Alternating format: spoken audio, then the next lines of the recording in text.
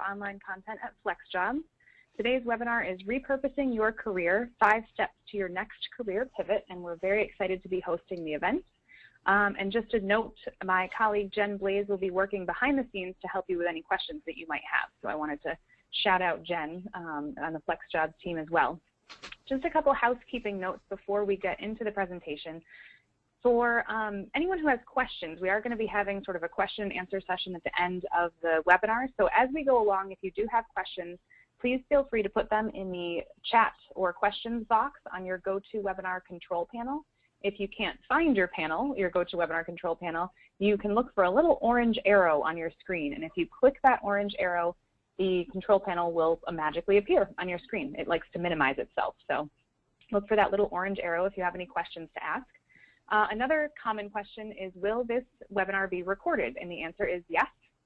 We will be recording the webinar, and we'll be sending a link to the recording to everyone who attended tomorrow. So be on the lookout for that email tomorrow, along with a lot of other links to the information that you're going to hear about in today's webinar.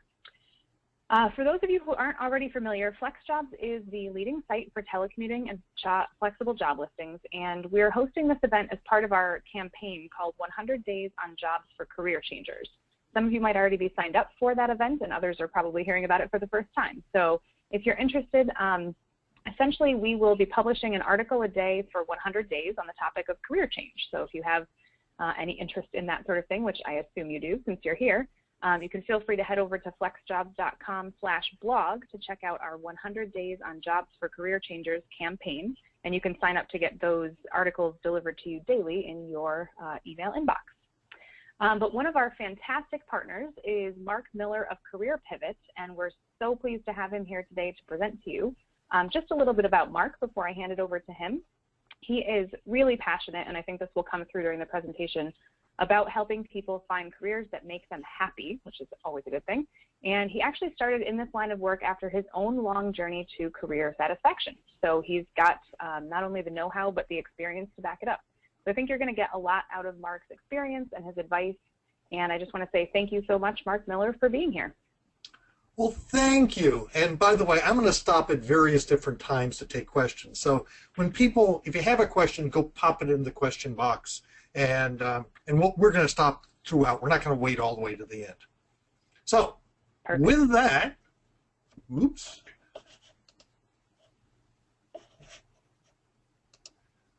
There are all our lovely pictures. I always like people so they can see who I am. But let me tell you my story. I was born in New York City. I grew up in New Jersey.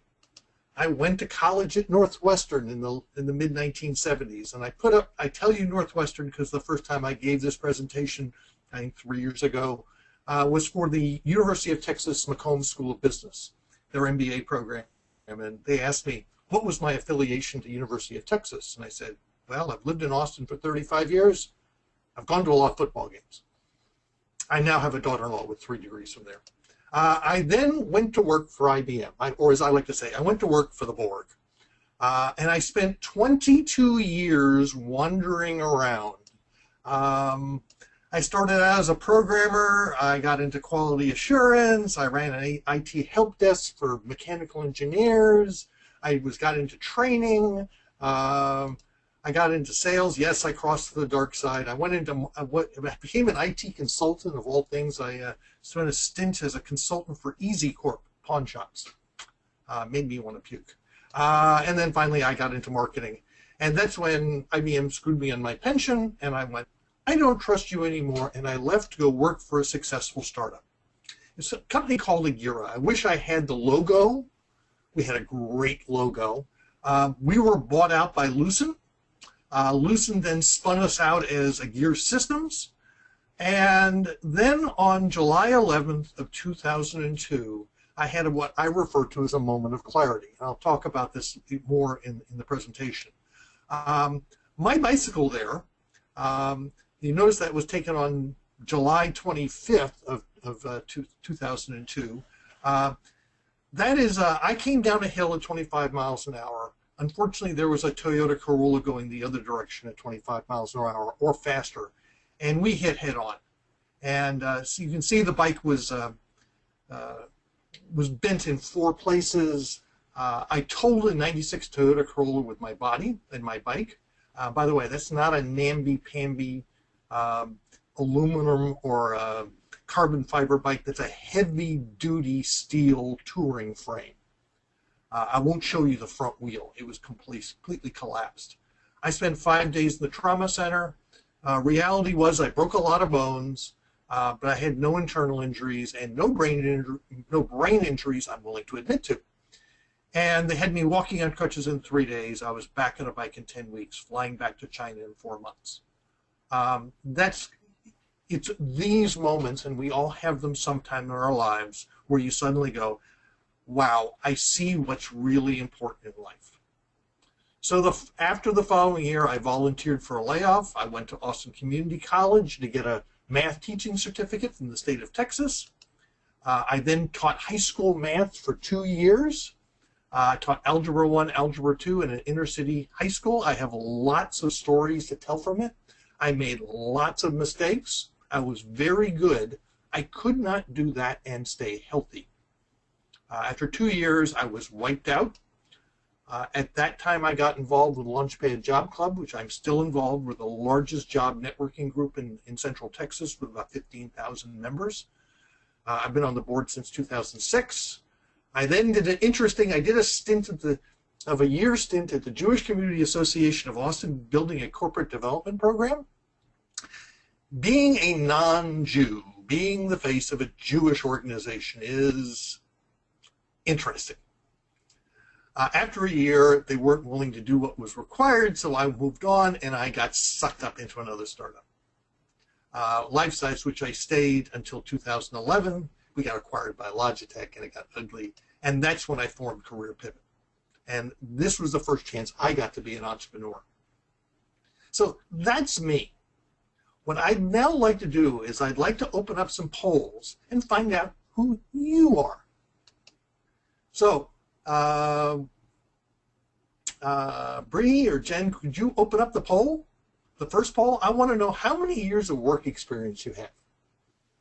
Yep, we've got it open now. So if people want to click on the screen, if they're viewing the different options for years of work experience, we'll give people just a few seconds there to click. It looks like everybody's getting the hang of it. Looks like we have about 60% voted, 73. Wow, you guys are fast. I've seen this crawl go up much slower in previous webinars. Well, it's easy. Yeah, exactly. Yep, and it looks like we are leveling out. So we have 11% with less than 10 years. Okay. 33% with 10 to 20 years. Very similar, 32% with 20 to 30 years. And 26% with more than 30 years. Okay, so we have more than half have 20 years plus. So that's I like to say, an experienced audience. Okay, why don't you pull down that poll, and let's pull up the next one. And now, I want to know what your status is. I want to know, are you looking for a job? Are you looking to change careers? Are you unemployed? Are you retired? Or are you just simply re-entering the workforce? So if you've been a working mom or you've taken time off, take care of an elderly parent, kind of know where what kind of status are you? Yeah, and it looks like we've got the votes coming in fast for this one too. Wait just a couple more seconds and give people a chance. It looks like with almost 90% reporting, we see, let's see, 10% are employed but looking to change jobs, 30% are employed but looking to change careers, 35% are unemployed, okay. 4% are retired, and 20% are re-entering the workforce. Very cool. That's like we talked yesterday. That's the one I'm always interested in. Is anybody who's re-entering the workforce, I'd be interested if afterwards you can email me and tell me what you're trying to do, because I always learn something every time I do these sessions. So if you could close that poll. Yep, all yours. Thank you. So here are the 5 steps to your next career pivot. And what I'm going to do is I'm going to talk about each step. And what I'm also going to do is I'm going to stop and take questions at the end of each step. So don't wait. If something pops up, go ahead and go ahead and type it in the question box. So the first one is know thyself, which is pretty self-explanatory. 2, build your tribe. Your next job will come through a relationship. 3, act on facts, not assumptions. In fact, I just did a blog post on this. Assumptions are very, very dangerous. They can get you in a lot of problems. The problem is the unconscious assumptions, and I'll talk about that. 4, learn how to network strategically. This is one reason why I find networking events almost be useless for finding a job. Using LinkedIn, Facebook, I can find the people that I want to who are going to be able to help me. And the last one is, yes, learn how to ask for help. Yes, I'm a guy. I don't like asking for directions. So, yeah, I've had to learn how to ask for help. So, step 1, and this is by far the most important one, know thyself. The reality is, particularly for those of us who've been working for 20 or more years, and I'm well over 30, most of us don't know ourselves anymore. We have morphed ourselves to look like how our employers want us to look. And what happens is when we leave jobs, I don't care whether you're a 25-year-old or a 60-year-old, very often when we leave jobs because we're unhappy, we'll probably find the same problem in the next job. So if we don't solve it and understand why we're unhappy. Now, the first thing is I like assessments. I happen to be a huge fan of the Berkman assessment. I've been using it now for, 4 years now. And one of the things it's done for me is it's given me it tells me where my clients and myself, we have morphed our behaviors. So I did a blog post here recently called, Are You a Closet Introvert? I'm a closet introvert. I appear to be extroverted, but I'm really an introvert. So the Berkman is my favorite. Most of you have heard about MBTI, which is Myers-Briggs. The other common one, very inexpensive one, is DISC. And the last one is StrengthsFinders. One of the things I like you to do with all of these assessments is use them. Use them to find vocabulary to explain yourself. Come up with stories. So, for example, with StrengthsFinders, it'll give you like 6 different strengths. Build a story where you demonstrated each strength. Don't tell me that you are strategic. Tell me a story that demonstrates it. Okay? So these are, I happen to like the assessments, but the key piece is get some help with it. If all you do is pick up the assessment and read it, put it down and walk away, you probably won't digest it. Which says either hiring someone like myself, getting your spouse, a good friend, someone to help you go through it. By the way, one of the for those of us who are a little bit older, some of the best people I have found have been adult daughters. Many adult daughters I've had have great insights into their moms and dads. The next thing is moments of clarity. And I talked about previously my bike accident. When I had my bike accident, whenever you have a catastrophic injury, something like this, you're forced, I claim we look at life through filters. By the way, those filters protect us. But when these things happen, those filters come down and we say, wow, this is really important to me. I had all kinds of things that went through. Similarly, 20 some odd years ago, I ruptured the L4, L5 disc in my back, believe it or not, during Christmas.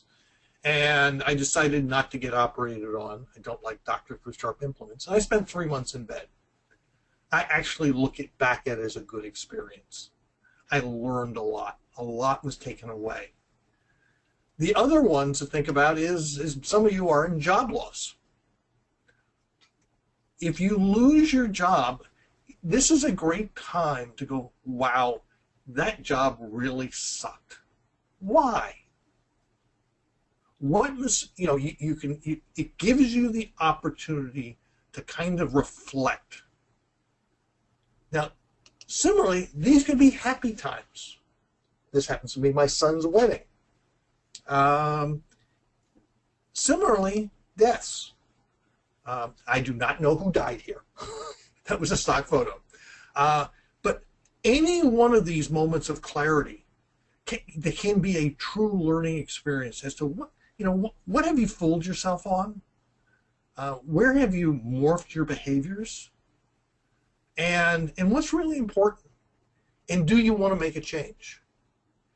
The last thing I want to mention is I have a career reflection worksheet, and I'll give you a link, but at the end. But one of the key pieces here is reflect back. When did you have a really great boss? Why? Why was that boss good for you? When did you have a really great team? When did you just want to come to work and be around those people? So what was the makeup? Do you multitask? How much multitasking? I've had several clients who they want to do different things all day. Myself, I'm sorry, I don't multitask. I'm in the Berkman terms very low change. How much structure do you need? Rules. Oh, and by the way, who creates them? I have one client who I refer to and is written as my structured anarchist. He appears very, very orderly. It just has to be his rules. And by the way, he's really good at creating that order. He's good at creating order out of chaos. So when have you been the happiest? How about activity? And by the way, this is far more important than you think. When I went off to teach high school math, I was on my feet all day. I was fine with that. I'm a very high energy guy. I'm used to being on my feet. This killed people. Similarly, I had a client who decided he wanted to go be a butcher. He took some animal husbandry classes at the local community college, took a seasonal job at Whole Foods, and found he couldn't tolerate being on his feet all day. This is one of the things I've found with outside sales guys and gals who have, when they've gone into inside sales, they miss the being up and about. Rewards. How do you like to be rewarded? And by the way, we are all different.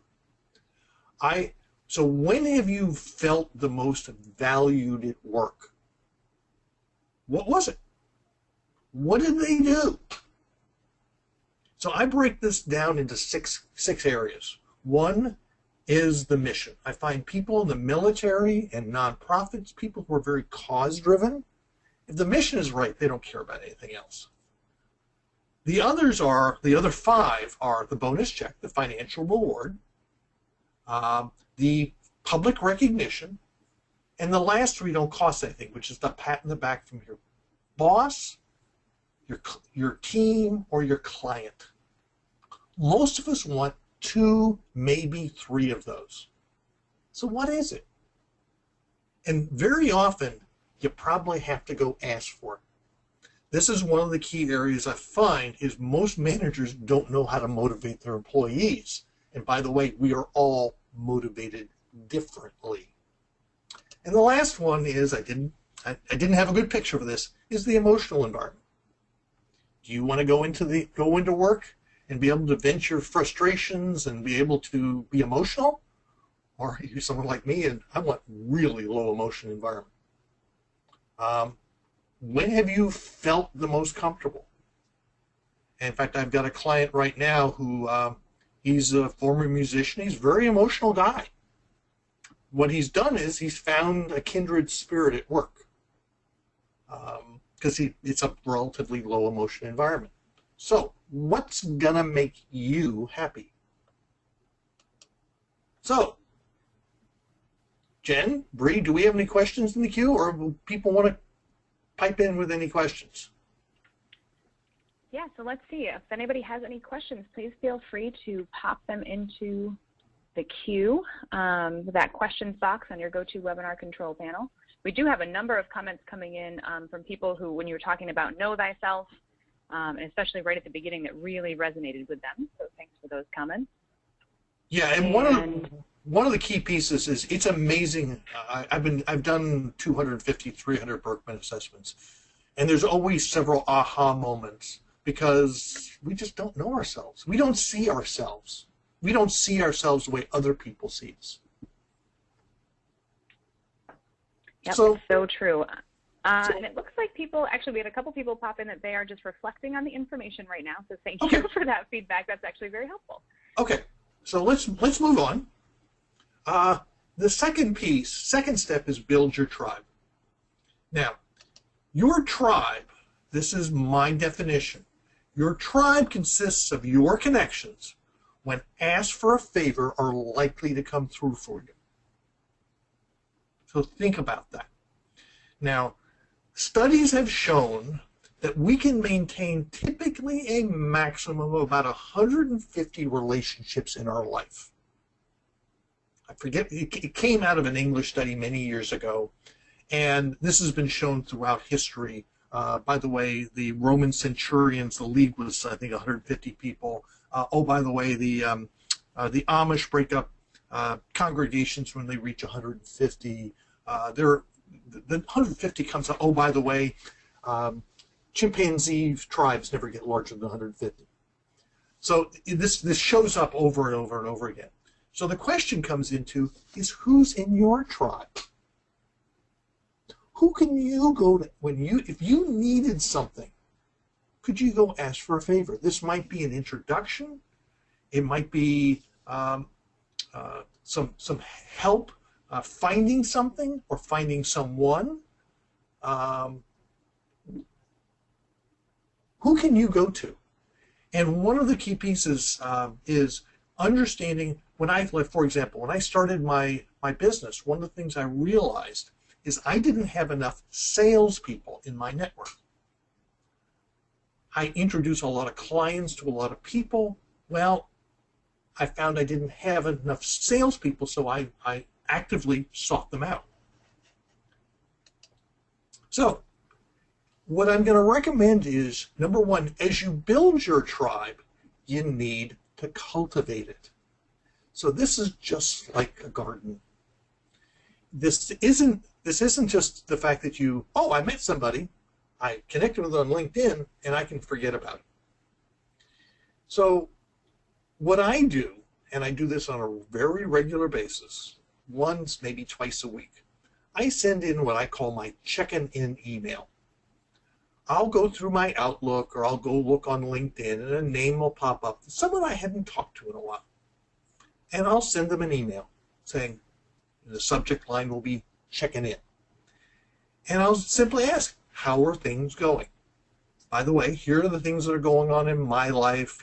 Son got married, we're going on a trip, business is going well, and about a third of the time people will come back and say, yeah, here's what's going on, and oh, by the way, do you want to meet for a cup of coffee?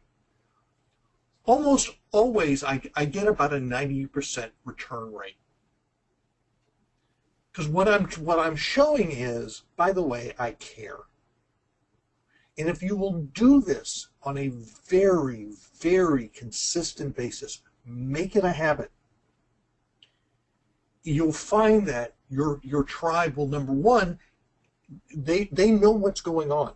People can help you when they know what's going on. Because one of the key pieces is we live in a referral economy. Somewhere in the neighborhood of 80 to 90% of jobs are filled through referrals. I was just on a Career Thought Leaders live stream a couple weeks ago, and Jerry Crispin was talking about the fact that on the average job, there are like 100 plus people apply. There'll be 4 employee referrals. Half the people will be deemed as not qualified. So there'll be 2 employee referrals and 50 candidates. They'll interview 5 people. Oh, by the way, which will include the 2 employee referrals. Which says if you're qualified and you have a referral, you have a really good chance of getting an interview. So go work your referral network. This is absolutely key. The next is, for many of you, I want you to build a fan club. Actively understand who are those people that as you go through a career pivot, change, even a job change, this can be hard. And by the way, hard emotionally. So these are the folks that in your life who can pick you up and say, you know what, you're going to make it. Go, go, go. My first year teaching high school math was really hard. You know, you want to talk about taking abuse. I took a lot of it. What I did quite by accident is I built a fan club.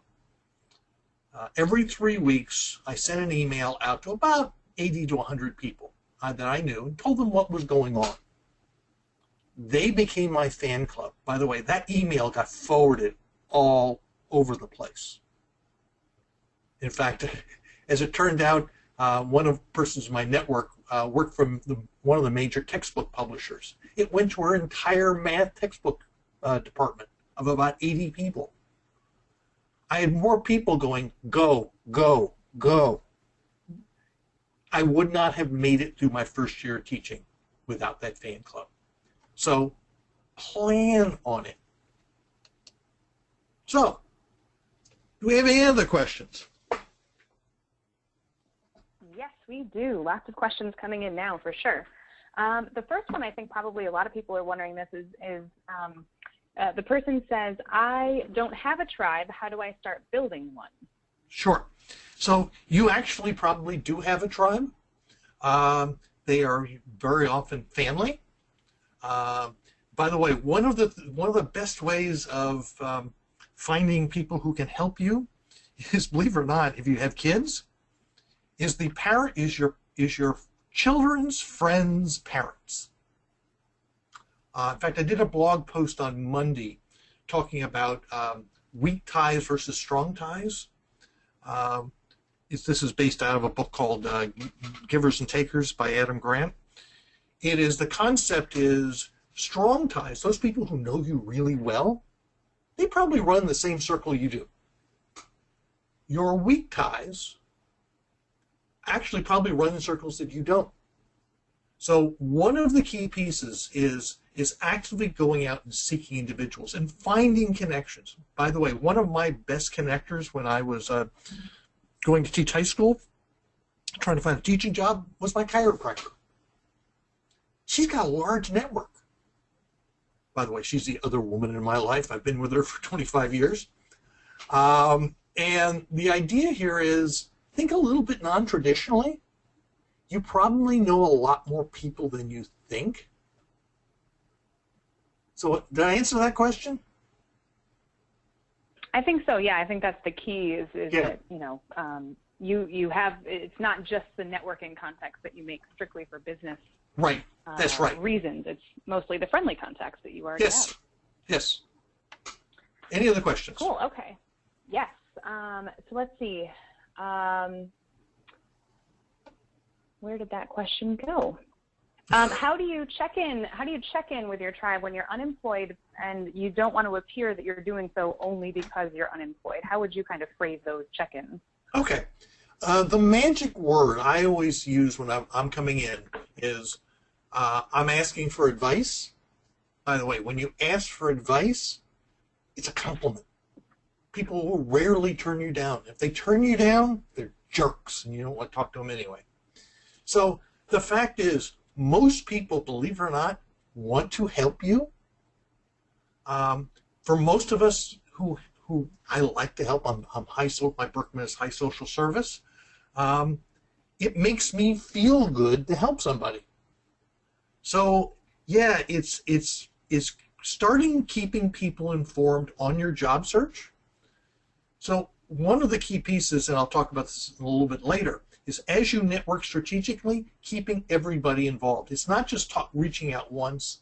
In fact, I advised a young lady back when she got let go back in the Great Recession.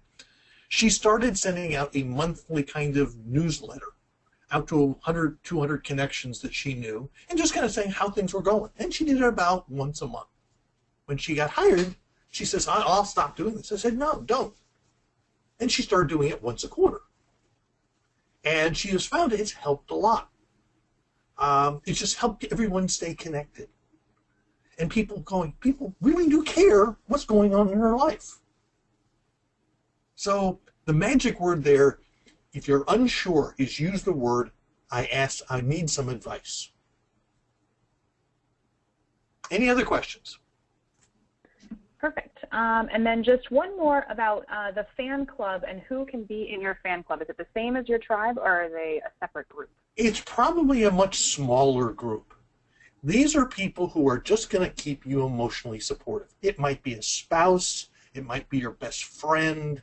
It's those folks that you can go to and, believe it or not, cry on their shoulder when it's been really hard. There were about 5 or 6 people who were on my email list who picked me up over and over and over again. And my last day of teaching my first year, I came home and I had this bouquet of cookies on the back that was delivered onto the back of my car at home. And that was very touching. It was very uplifting. That someone, I knew these people cared. And by the way, when I sent out that email, I sent it out every 3 weeks. And my second semester of teaching, the second semester started off so well, I didn't send out an email. So I sent one out at 6 weeks. And I got hate mail back saying, because I was telling them about stories about some of my students. And they were engulfed in the stories. And they were going, we haven't heard about Julio, who was one of my gangbangers I would write about. So yeah, the fan club is a much smaller group, and it's there for emotional support. Okay. Perfect. I think that definitely makes it clear. So yeah, okay. I know there are some other questions, but probably in the interest of time, we should keep going, and we can let's move get on. to those later. Okay.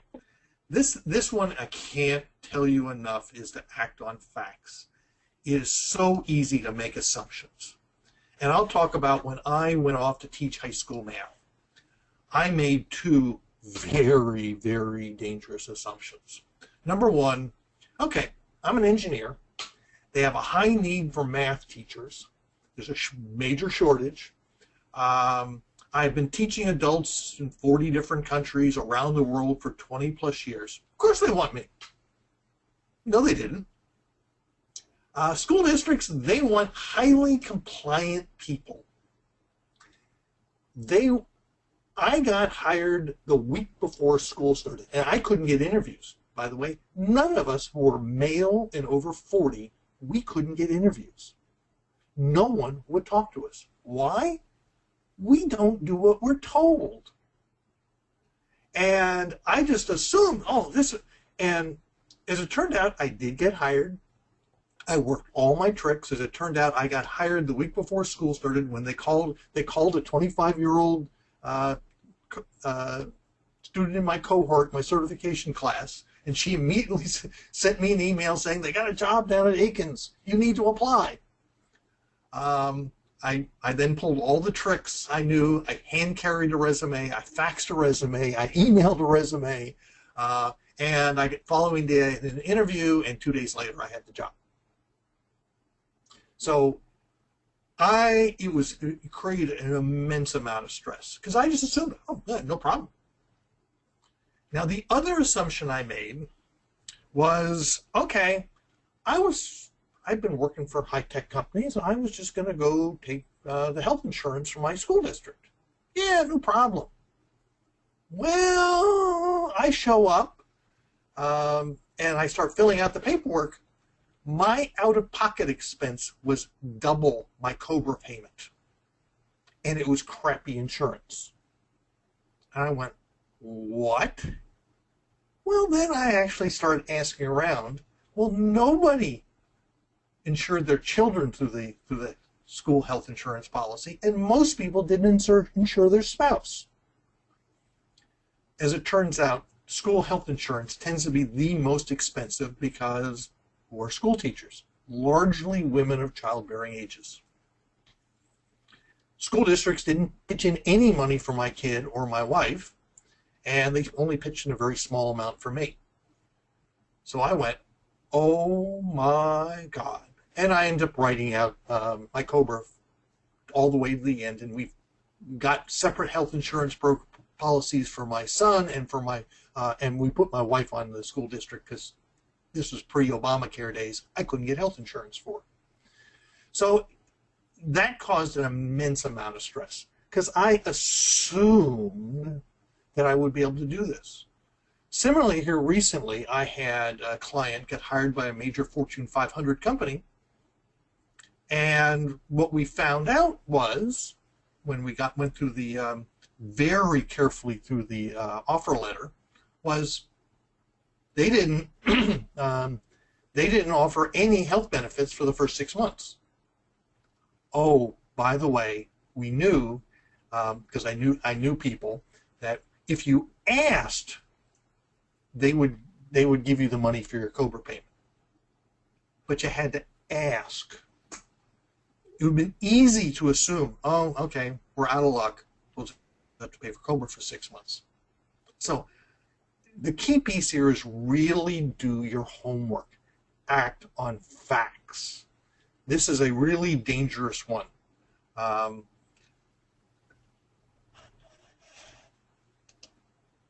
So things like, oh, entrance requirements. Oh, the classic one was when I applied for my math teaching certificate.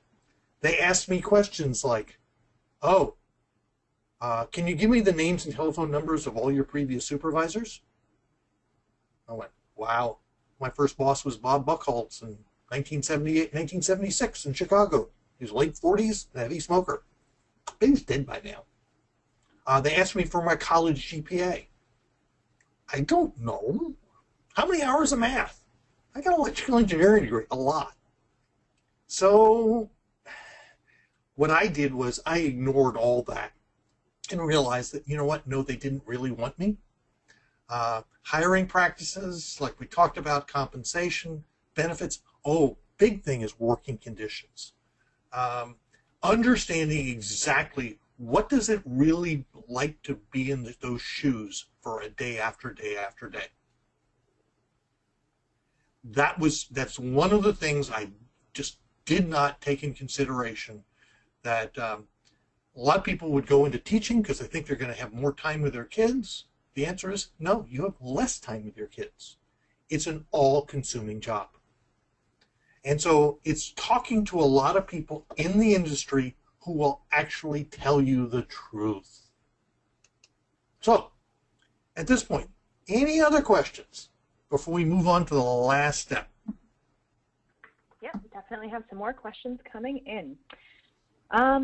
So actually, this kind of goes back to the assessments that you were talking about. So once you've taken those assessments, how do you translate what the assessments tell you into the type of careers that you should be looking into? Okay. Or do the assessments do that for you? Again, I'm a big fan of the Berkman. The Berkman will give you, based on your personality, it will match you with careers where your personality is most likely to fit. Now, rather interesting, I've had several clients. The Berkman has something called an organizational focus, where it just compares you to other people who've been successful in their careers in various different Bureau of Labor job categories. I'll take the two extremes. There's me, and I've had one other client where all my bars were really wide, and both of us had been absolute chameleons. We moved in and out. We looked like other people. I've had multiple clients where all their bars have been really narrow.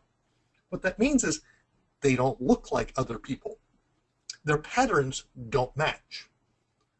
By the way, what it typically means is they don't fit into standard Bureau of Labor Statistics Fortune 1000 job categories. They don't look like other people. they need a more customizable work environment, which, by the way, usually turns out in much smaller organizations. So a lot of it is yes, the assessments will give you, I said, the one I'm most familiar with is with the Berkman, and it will give you, where does my personality fit? So perfect. And the asker says thank you. That's exactly what you wanted to know. Yep. And then someone is asking, given that the economy is contracted, how does someone balance working or continuing education with finding work that is both emotionally and financially rewarding? So how do you kind of prioritize, work versus going back to school? Yeah, it's really, really tough. In fact, my anecdotal evidence, and it's anecdotal, is going back for things like a master's degree. In 95% of the time, it won't pay for itself. I've seen this over and over and over again. And so it's being very strategic at finding online trainings, certifications that are highly valuable. One of the things you'll find with certifications is they're very, very regional. The value is very regional. So one of the things I always encourage people to do is, okay, I've got a client right now who's looking at getting a paralegal certification. So one of the things to do is to go into LinkedIn Advanced Search, plug in your location, or your zip code is one way of doing it, and putting that certification XYZ in the last name field, because that's where people put the certification in, and hit search. And find how many people come up. Then you can go reach out to these people and say, by the way, I'm thinking of getting this certification. Has it been worthwhile for you? And so that helps you going, okay, how do I balance the expense versus the value? I'll use the example when my son graduated from college in 2006. He's a supply chain guy. And he went to APICS, which is a professional society. He was going to get a CPIM certification. And one of the things I had him reach out to some people and going, okay, is this worthwhile? And he happened to apply a job in Sacramento, so we reached out to the APICS board in Sacramento. And basically what people told him was, yes, it was worthwhile during the Great Reset, during the dot-com bust. It kept those from getting laid off. And so that's, in other words, you got to be real strategic. And you can't, again, you just can't assume, well, if I go get a master's degree, or even going back and getting a bachelor's degree will make me more hireable. I love those tips. Yeah, sort of that extra bit of research will go a long way. And then one last question related to the working conditions that you were talking about, because I totally agree that finding about the working conditions in your potential new field or at a new company is really important. What are some of the ways that people can actually go about, discovering the working conditions at a potential place? Hold on to that, because I'm going to do that in the next session, the next question. Perfect. Okay. All right, good transition. Okay. So the next step is to network strategically. This is really key. Now, what I'm going to tell you is when you network strategically, what I want you to do is I want you to ask for air. I want you to ask for advice, insights, and recommendations. Again, I talked about before, advice is the magic word. Advice, when people don't turn you down, I'm sorry, they just don't. But what people forget is asking for their insights and what do you recommend I do next? Who can you introduce me to? Who should I talk to next? This is, in sales terminology, is closing. In other words, when you meet someone and what you're really looking for is a warm lead, someone to make an introduction for you, and then hopefully every time that you get at least 2 recommendations out of every time you network. Now, how do you find the people you want to network with? That is where you start building a target list of companies. And This can be as easy as walking around to your friends and say, where do you work? You like working there? It is, again, things like, if you got kids, where do their friends' parents work? And looking at, in other words, not looking at who has jobs, but who would you like to go work for? Who is capable, who hires the kind of people like you? And one way of doing this is going on LinkedIn in LinkedIn Advanced Search and looking for current employees. And one of the easy ways is do this by job title. If you're a marketing person, search in marketing in the job title for that target company. And start looking at who do you know that knows this person and who's willing to make an introduction. And what you're looking for, again, you're going to ask for advice. You're not going to ask for a job. You're going to, number one, you're going to take an interest in them. By the way, when you network strategically, it's not about selling yourself. Even when you're unemployed, it's about taking an interest in them. And the idea here is you're going to reach out to current employees. Whoops. You're also going to reach out to former employees, people who have left the business. And you want to know, why did you leave? They will very often be more authentic in telling you what it's like to work for. So how do you find former employees? That is where you go into LinkedIn Advanced Search. And here, for example, on the slide here, I show you a company, VMware. And what you can do is you want to look, you've got 4 options. The one you want to go for is past, not current. Not current or past. You want past, not current. And you'll find people who no longer work there. And by the way, reach out to them. Send them a LinkedIn connection request and say, oh, by the way, I'm curious. Why'd you leave? And you'll find that most people will help you. So the idea here is to reach out to people at the target companies. I don't care whether they have jobs available right now. What we're looking is building the criteria, building a referral network inside of the companies where you want to go work. So with that, any questions? I think you've covered pretty well sort of looking at the working conditions inside, which was the one main question. And then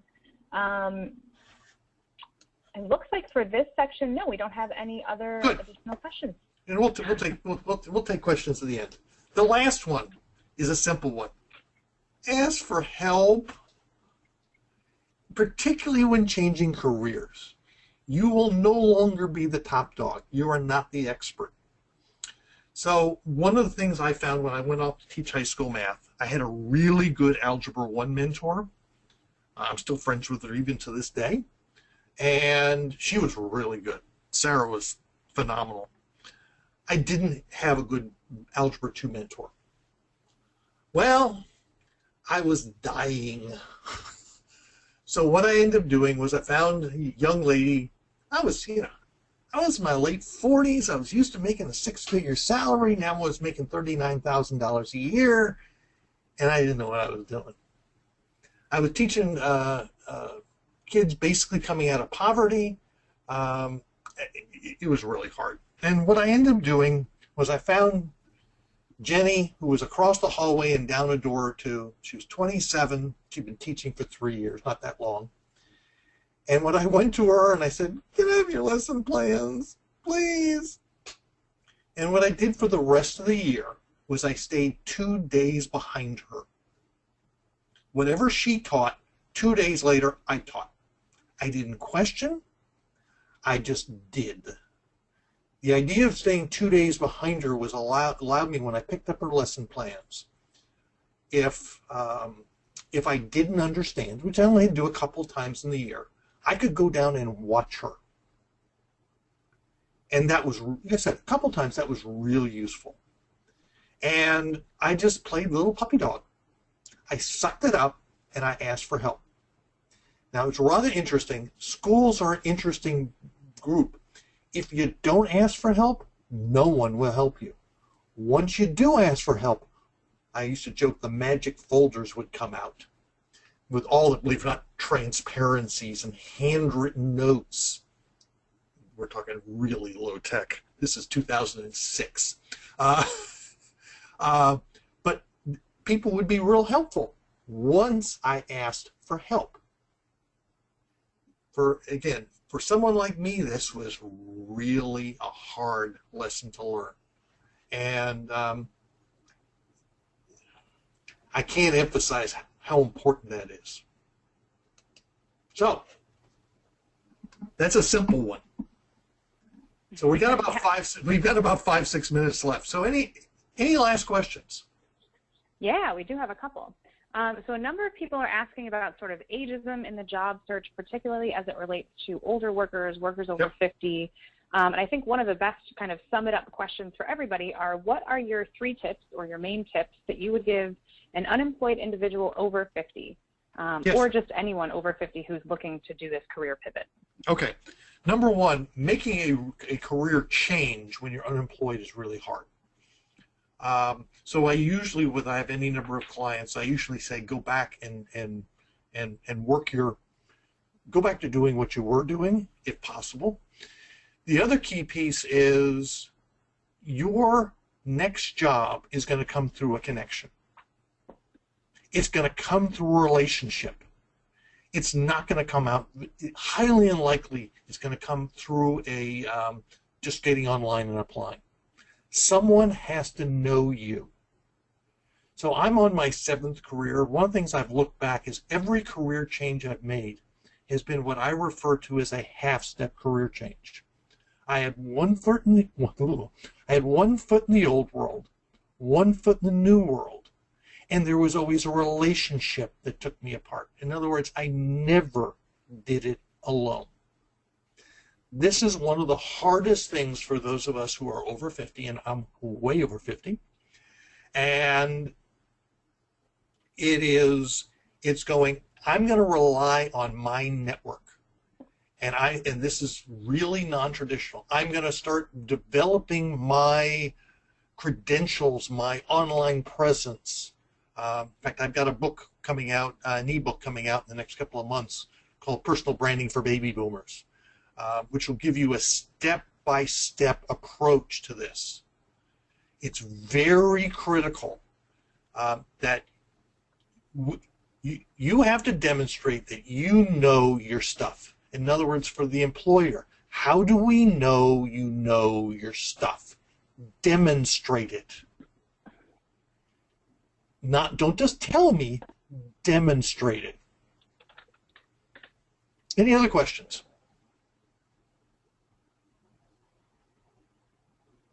Bree, Jen? Sorry, I muted myself instead of unmuting myself. Okay. Technical issues. So we have one last question here. I think we can probably fit in with a few minutes left. Sure. I am looking to transition out of my current job into a new career. However, I find that I don't have the time or bandwidth to really search for new opportunities. Would you recommend taking a leap and quitting in order to get that new job, or what are some of the ways that you can kind of fit in that transition? Yeah, I've worked with a couple of clients who are basically being worked to death. And I typically would say, with the exception if it's affecting your health. I quit my last job to start career pivot basically a year early because my job was affecting my health. As long as it's a matter of setting boundaries, which can be really hard, and making the time and going, okay, I'm going to take a job hit. I'm going to take a rating hit because I'm just not going to do my job. I'm just not going to do as much. And but they're all trade-offs. That's a really hard question. But typically, I say don't quit your job because yes, people will discriminate against people who are unemployed. Yep, so it's one of those sort of sad facts. Yeah, but yes, it's a sad fact. So if we can fit one last one in, sure. Sorry, it was just very No important problem. what you were talking about before about demonstrating that you know what you're doing instead of Yes. telling them or showing them on a resume. What are Yes. some of the ways that you can demonstrate that? Okay. It is the one that I've is on your LinkedIn profile. If you have work product you can put on your LinkedIn profile, whether it's links to work, whether it's actually files, PDFs. If you're like me, where you probably in the past have worked on either proprietary things I can't show, then I want to get on LinkedIn Publisher and start writing about things that shows that I know my stuff. Right now I have a client who's much older in the mobile space, and one of the things I'm encouraging him to do is he says, well, I can predict the future.